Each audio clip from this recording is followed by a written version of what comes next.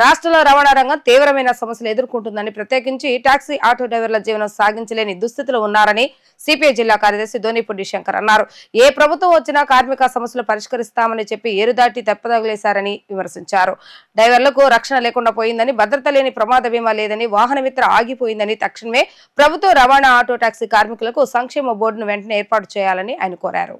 Gandhinagar press club లో Vijaya taxi society workers union general body సమావేశం జరిగింది. యూనియన్ కార్యదర్శి అబ్దుల్ కుదస్ అధ్యక్షతన జరిగింది. ఈ సమావేశానికి ముఖ్య అతిథిగా యూనియన్ అధ్యక్షులు శంకర్ హాజరయ్యారు.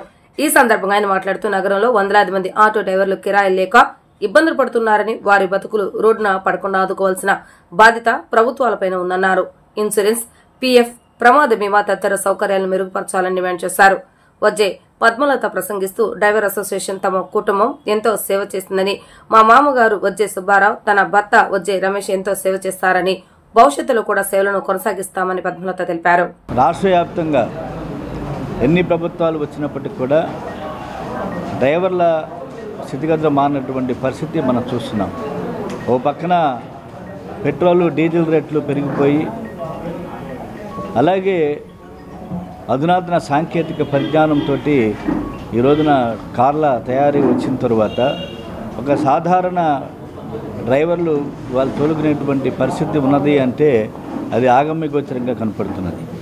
ఈ సందర్భంలోనే దాదాపు 70 సంవత్సరాల పైన చరిత్ర ఉన్నటువంటి Vijayawada taxi society workers union general body సమావేశం ఈ సందర్భంగా అనేక విషయాల్ని, కార్మికులు ఎదుర్కొంటున్నటువంటి సమస్యలు, భవిష్యత్తులో ప్రభుత్వాలు టాక్సీ కార్మికుల పట్ల, అలాగే ఒక సంక్షేమ బోర్డుని ఏర్పాటు చేసి సంక్షేమ బోర్డు ద్వారా వారి యొక్క వెల్ఫేర్ స్కీమ్స్, అనేక ప్రమాదాలు జరుగుతున్నా ఇవాళ రోడ్డు మీద జీవించేటువంటి బతుకులు కాబట్టి ఈఎస్ఐ, పిఎఫ్ లాంటి సౌకర్యాలు కలుగజేయడం ద్వారా కేరళ లాంటి రాష్ట్రాల్లో సంక్షేమ బోర్డులు ఉన్నాయి.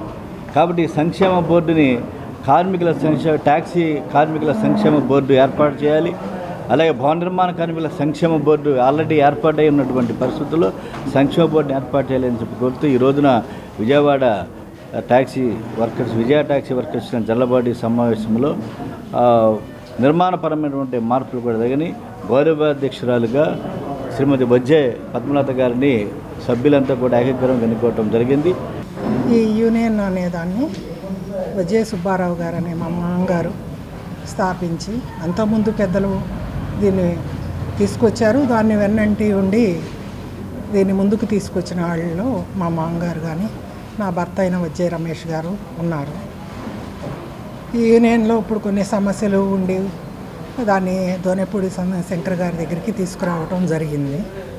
దానిలో కొన్ని మార్పులు చేర్పులు చేసి వాళ్ళకి ఎటువంటి ఇబ్బంది లేకోకుండా పెద్దలందరూ ఎలా అయితే తీసుకొచ్చారో 51 సంవత్సరాల ముందు నుంచి కూడా అలాగే దీన్ని ఇంకా ముందుకి మంచిగా తీసుకెళ్ళాలని మేము కోరుకుంటున్నాము. వీళ్ళ అందరికీ మేము మా సహకారాన్ని మేము అందించాలని అనుకుంటున్నాము.